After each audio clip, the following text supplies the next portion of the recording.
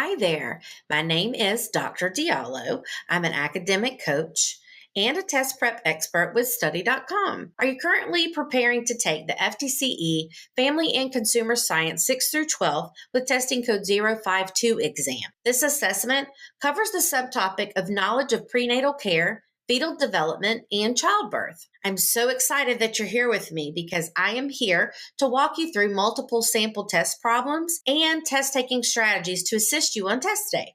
Let's begin by taking a look at problem number 1. Vernix caseosa is A, the attachment of the embryo to the endometrium, B, a chemical to protect the baby's lungs, C, the waxy covering on the baby for moisture, or D, hair growth on the baby for warmth. We are looking for the definition of Vernix caseosa within the question. Well, Vernix caseosa is a waxy layer that covers the baby's body around week 28 to provide moisture and protection to the skin. While answer choices A, B, and D are all definitions relevant to prenatal fetal development, the only correct answer for Vernix caseosa is C, the waxy covering on the baby for moisture. A pregnant woman is in her second trimester. During her checkup, the doctor recognizes that the placenta is blocking the opening of her cervix. Which of the following is the woman experiencing? A, placenta abruption, B, placenta incompatibility, C, placenta previa, or D, placenta displacement. We notice in the question that we're dealing with a pregnant woman that is in her second trimester.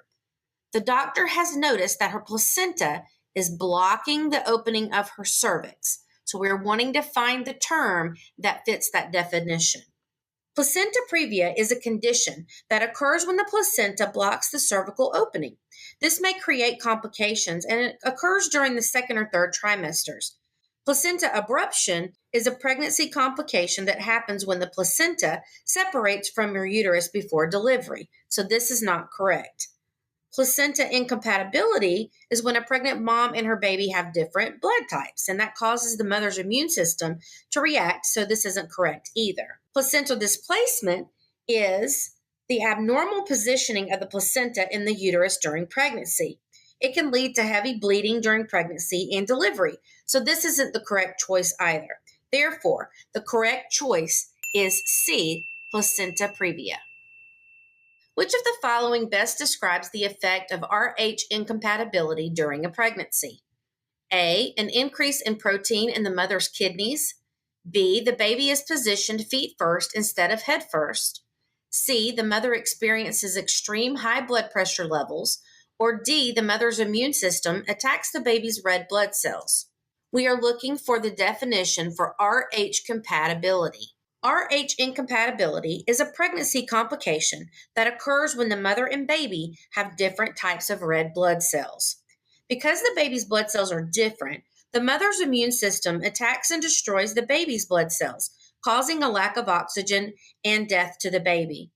Answer choices A, B, and C are all definitions of other words common to issues having negative effects on the mother and baby during pregnancy. However, only D, the mother's immune system attacks the baby's red blood cells, is the correct answer. Which supplement do doctors recommend a pregnant person to take to prevent spina bifida in a baby? A, folic acid, B, melatonin, C, vitamin D, or D, fish oil. The key word in our question is supplement. And what do doctors recommend to prevent spina bifida? Folic acid, or vitamin B9, is recommended as a prenatal supplement to prevent spina bifida in newborn babies. Melatonin is for sleep issues like insomnia or jet lag, so that's not the correct answer. Vitamin D is for healthy immune systems and healthy bones, but does not do anything to prevent spina bifida. Fish oil is prescribed for lowering high triglyceride levels, and it may also support heart health and reduce inflammation. So none of those answer choices are correct except for A, folic acid is prescribed to pregnant persons to prevent spina bifida. Well, I definitely hope that you found that video to be helpful and informative. For more practice, check out our FTCE Family and Consumer Science 6 through 12 052 playlist.